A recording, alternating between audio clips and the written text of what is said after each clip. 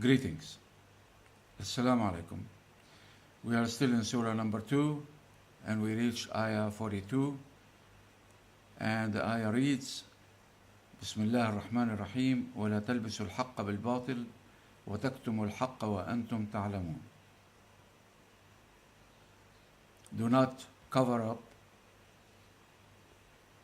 completely, hide the haqq, the truth, the honest, absolute honesty of the revelation of Allah subhanahu wa ta'ala with the false and the lies that you invented, you wrote in your books. This is about the Jews, also the Muslims. Also the Muslims. This is an order from Allah to the Jews and to humanity, including the Muslims. How did the Jew do this? An example. The Jews have written their books, all the books that they have today. What the Christians call Old Testament, Jews call it the Tanakh, Torah, Ketubim, Nabuim, the Torah and the writing of the prophets, consists of 44 books. 44 books, not one book. It's a library, you may say. Small parts. But you know, the 44 books. Plus 22 in the New Testament of the Christians. So the Christians, in essence, their book is a small library of 66 books, not one book. Not one book. While Muslims, you know, have only one book. Qur'an. Finished. From cover to cover. Have chapters, but not different books. But they have different books. Different books. 66 books for the Christians. 44 for the Jews. And even 10 more for the Catholics. Among the Christians. The Catholics have 72 books. That part, 10 books, is the Apocrypha. The Protestants have more books than 66. Right now, I don't remember the number of their books, but they are less than the Catholic. Anyway, different from the Baptist and the rest. Forget that. This is not our discussion. So, how some Muslims are covering up the truth, the absolute truth, which is the noble Quran, the best hadith, like Muhammad ﷺ said, Inna afdal al-hadith kitabullah, the best hadith is the book of Allah. How did the Muslims are covering this?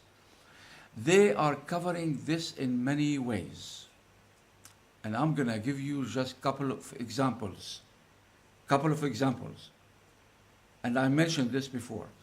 Some Muslims focus so much on other books, leaving Quran behind their backs. If you come and they know how to read Quran, some of them.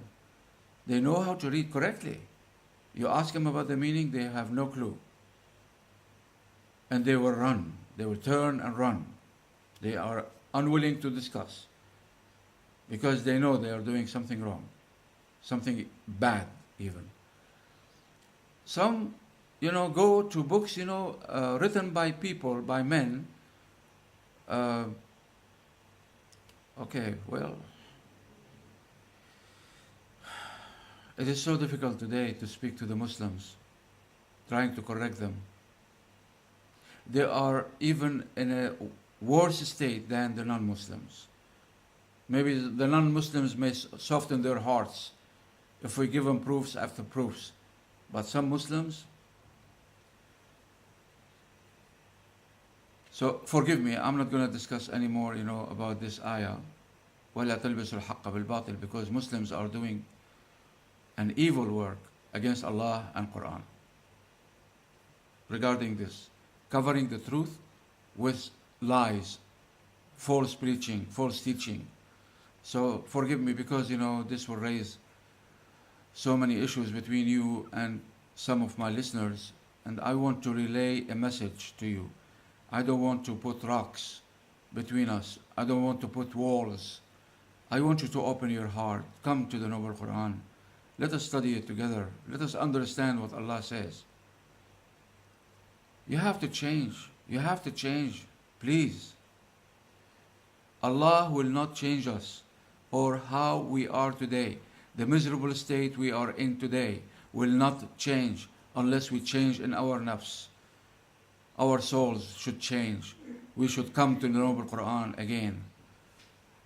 We need to go back to the Noble Quran. You are so far from the Noble Quran. Please understand this. Alright.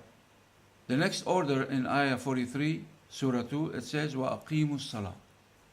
The first order. How to place our foot on the highway to heaven. Sirat al-Mustaqim. The first step.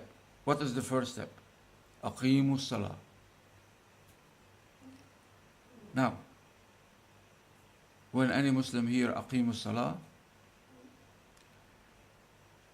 he thinks or she thinks that they understand the meaning. Aqimu salah means pray. No. No. Aqimu salah has a lot more than the word pray. Aqimu salah. Qiyam means standing straight up. When they say in the masjid, Aqimu salah, everybody's sitting, what will they will do? They will stand up. Because, prayer starts with standing up. So, Aqimu salah, make the prayer itself stand up. Not bending to the side or backwards. Should stand up solid, on solid ground. Meaning you have to reach khushu', focus in your prayer. Don't pray while spacing out in every direction. If you're interested, if you're listening to this video, if you have some Muslims that you love so much, if you like, to perform better prayer, you have one of two methods to follow. And I prefer the first, if you know how. The first method, you can go to my website and go to available books. There is a section called available books. If you know the way to my website,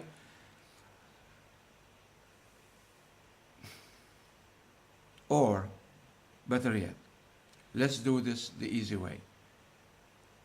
I will tell you, go to my timeline. It's listed in timeline. You have to follow down and look for it and search. Let's not do that. Go to my email, send me an email, and tell me to send you a soft copy of the book. It is called The Good Guide for Good Prayer. The Good Guide for Good Prayer. To make a better prayer that Allah loves, and to understand what you are doing during the prayer. I'm giving you the interpretation, ta'ammulat, interpretation about at-tahiyyat, Durood Sharif, some call it, especially from Pakistan. Durood Sharif or tahiyyat, al-tahiyyatu lillahi wa salawat wa tayyibat, that you repeat during the prayer. What's the meaning of those? Where did it come from? Do you know the answer to that? Do you know the wonderful gift that Muhammad ﷺ brought? And he said, I brought you a treasure from under the throne. Do you know that? So please, send me an email. Mark, M-A-R-K, Landon, L-A-N-D-O-N, one word, 1951, Mark Landon, 1951, at yahoo.com, and ask me for the book, The Good Guide for Good Prayer. The Good Guide for Good Prayer will help me explain to you the word Aqimus Salah.